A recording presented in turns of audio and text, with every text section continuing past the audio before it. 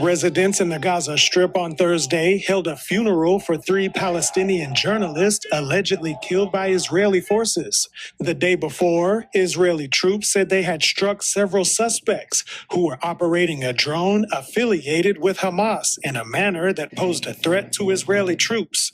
Israel said they struck the suspects and are now investigating the incident. The Israel Defense Forces also reported finding another underground Hamas tunnel in the Gaza Strip, which they say contained weapons and had 3 hideouts used by terrorists. Israel also released videos showing the destruction of the tunnels, which Israel said were behind the so-called Yellow Line.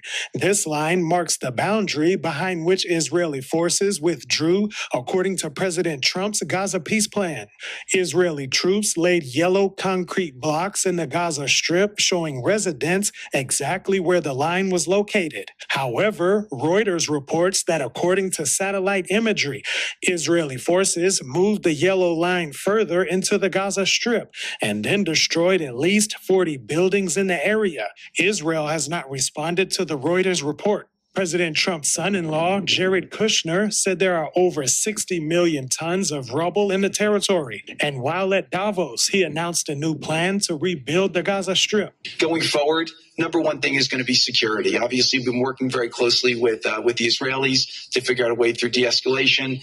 And the next phase is working with Hamas on demilitarization, which I'll talk about in a second.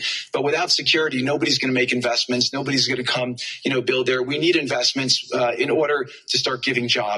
He also shared a slide of a, quote, new Gaza with images of residential buildings and seaside resorts. However, some residents in the territory remain skeptical of new plans for the Gaza Strip. You're talking about reconstruction? Do you even know what reconstruction means? It means Gaza will go back to how it was before. But Gaza is getting worse. Every day it gets worse. And the mother of the last hostage, whose body still remains in the Gaza Strip, also shared her thoughts on the situation.